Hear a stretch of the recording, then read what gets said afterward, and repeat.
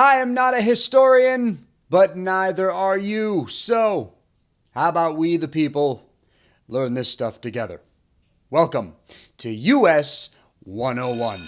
Yeah, I went ahead and shaved a little bit, cleaned myself up. I think I'm gonna grow it back. Don't worry about it. I'll look the same like I did before.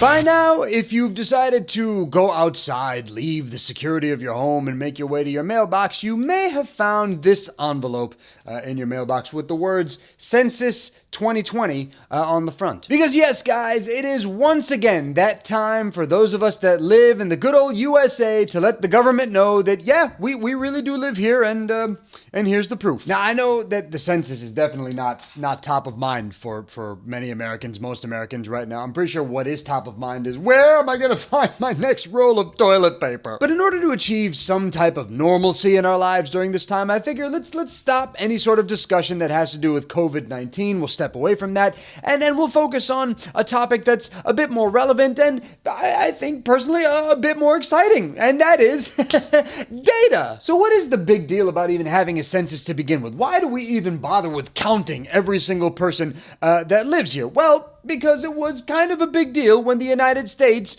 first became the United States. The founding fathers, the framers of the Constitution, believed it was absolutely necessary for there to be a census so that we could keep count of who was living in, at the time, the new nation. In fact, they thought it was so important that they put the idea of a census in the Constitution. You'll find it in Article 2, Section 1 of the Constitution, where it states the following: "An enumeration shall be made within 3 years after the first meeting of the Congress of the United States, and within every subsequent term of 10 years, in such manner as they shall by law direct." Okay, so we have to have a census every single 10 years. We need to keep count of who's living in the United States every 10 years. But why? Why was it so important to put that idea into the Constitution? Well, because the results of the census led to apportioning power in the Congress. What do I mean by that? I mean that every single state within the Union that is represented in the House of Representatives at the time, the number of seats they had in the House of Representatives was determined by the results of the census. The number of seats a state had in the House of Representatives was determined by how many people lived in that state, which is why in 1790, the year of the very first nationwide census,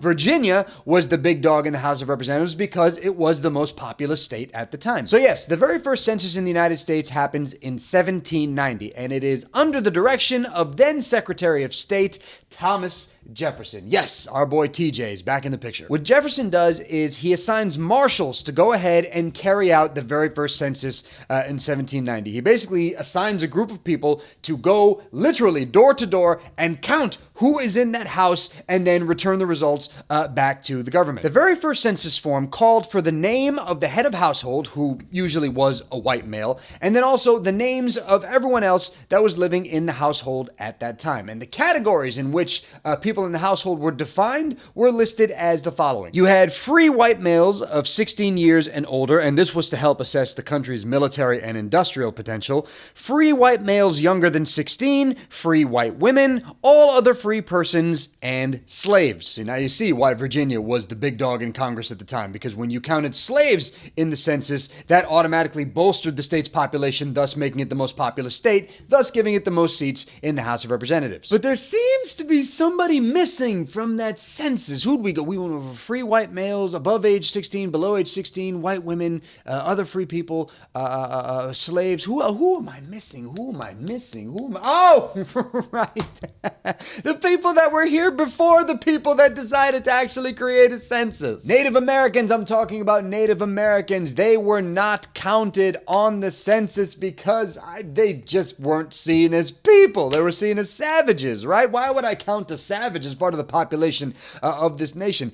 Fun fact, Native Americans weren't actually counted on the census until the late 19th century. So the 1790 census is taken, the results are tallied, and in total it says that 3.9 million people live in the new United States at the time, and Washington and Jefferson are kind of skeptical of those results. In fact, Washington was so skeptical about that number, 3.9 million people. Really? 3.9 million? Only?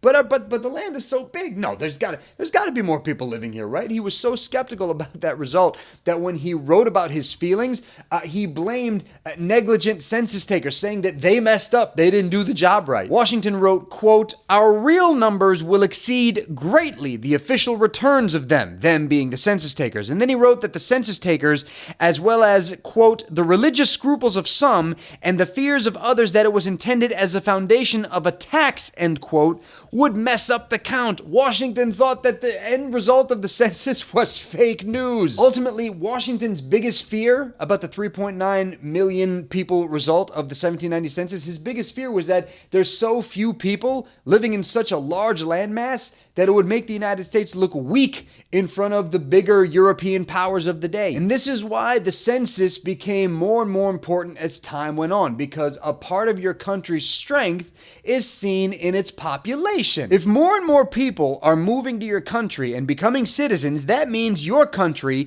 provides more opportunity to advance yourself and your family. Your country has more money, better resources, a better chance for a better life. In a book that I read while I was studying in grad school, the book is written by an author named Lewis Warren. It's called God's Red Sun. I don't have the cover on it, but there, God's Red Sun.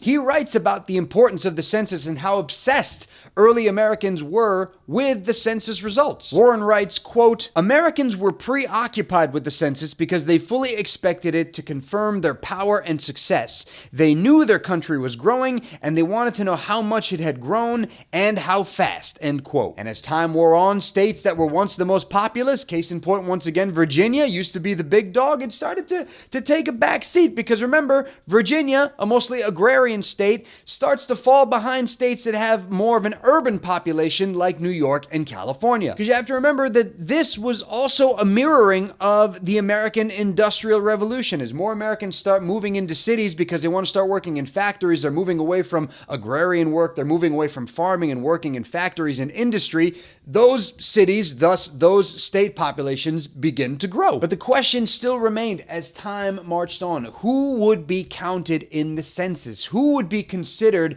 an actual part of the United States? Now, as I said earlier, Native Americans weren't counted in the census until the late 1800s. We're talking like 1880s, 1890s. That's when they started appearing on the census form. Prior to that, up until 1850, it was really only two categories you had on a census form: either white or black. But from 1850 until 1920, new categories were added to the census form. Those categories were mulatto, quadroon, and octoroon. A mulatto was someone who was defined as mixed race. And by the way, it is highly recommended that you don't call somebody that is mixed race today a mulatto. It's very, very offensive. Don't do that. Now, if you've never heard anybody identify as a quadroon or an octoroon, that's because quadroon, octoroon, that's not a race. A quadroon was someone who was defined as being a quarter black, and an octoroon was someone who was defined as being 1/8 a black person. Additionally, Asians of Chinese or Japanese descent were added to the census form in the late 19th century, and then Koreans were added as a category in 1920. Then they were removed in 1950, because, you know, the whole Korean War thing, we don't want these people representing our census, cross them out. But then Koreans were added back again in 1970. Good, it took 20 years to recognize that Koreans do live in the United States. Very nice. Mexicans were added to the census form in 1930, but then were quickly removed from the census form due to complaints that came from the Mexican government. And it wasn't until 1960 that Americans could finally decide which race they wanted to actually identify as on the census form. And then later, in the year 2000, if you lived in the United States, you could identify yourself as multiple races. It wasn't just like you're only categorically one race. Now you could be mixed race if you wanted to. And then lastly, in the most recent census back in 2010, same-sex couples who were married were finally counted among the people on the census form. So we've come a long and bumpy way from 1790s. You're the white male, you must be head of household. Yeah, we've come quite a long way from that in counting who actually lives in the country. Now, one question you will absolutely not find on the 2020 census form, even though it was fought for tooth and nail by the current president and the current administration we have, you will not find a citizenship question. Now, Trump wanted to include a citizenship question on the census form. Are you a U.S. citizen? And it received swift and immediate backlash. And for good reason, because there are millions of people that live in the United States that aren't a citizen. You might be here on a student visa. You might have a green card. And yeah, some people might be here and they're also undocumented. Asking some people to fill out a census form and to answer a question as to whether or not they're a citizen could lead some people not to fill out the form strictly out of fear. Because some people may be worried that the government might be using the census to target people that aren't citizens and potentially find ways to deport them. That fear then leads to a miscount, which then leads to an inaccurate representation of the nation's population. And here's the other thing about the census. Determining how many people we actually have living in the United States also leads the government to determine where the most resources are needed, where funds need to be allocated to build things like schools, hospitals. Where do we need better roads? Where do we need better this, better that, better social programs? Like, all that is included in the data that we get from the census. And that point actually begs another question. How do we accurately keep count of who lives here? There's over 300 million people living in the US right now, so how do we accurately make sure that the number that is turned into the census is as accurate as it can be? Well, today, it's significantly easier because we just do it via the internet. You can actually fill out your census form online. But prior to the year 1890, US Marshals going literally door to door and conducting an actual head count took quite a bit of time to tally up those results. Case in point, guys, the 1880 census, the census was taken in 1880. You know when the results came out of that census? Nearly 10 years later. But in the year 1890, the 1890 census changed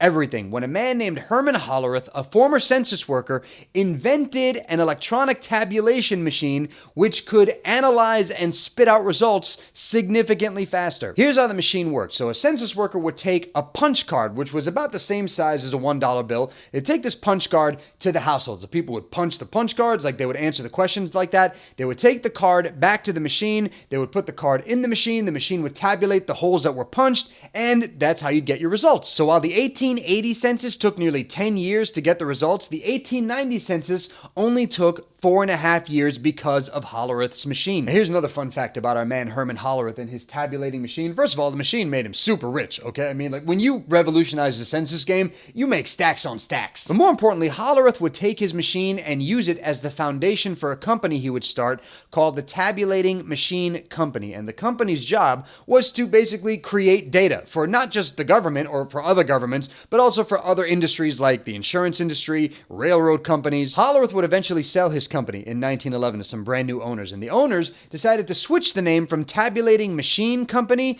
to International Business Machines. And to this day, that company is still around, but we know it by a new name, IBM. Now, I know that at this time, guys, in the United States, the country seems more divided than ever before, at least ever since the Civil War. But at the end of the day, when these census numbers come out and they show that there's been growth in our population, that number should also serve to remind us that the United States is a place that people want to live in. They want to be here. They want to make their lives here. This is a place that people still want to come to because they see it as a beacon of hope. This is a place that people want to come to, want to live in, want to be a part of because they see it as I can make my name here.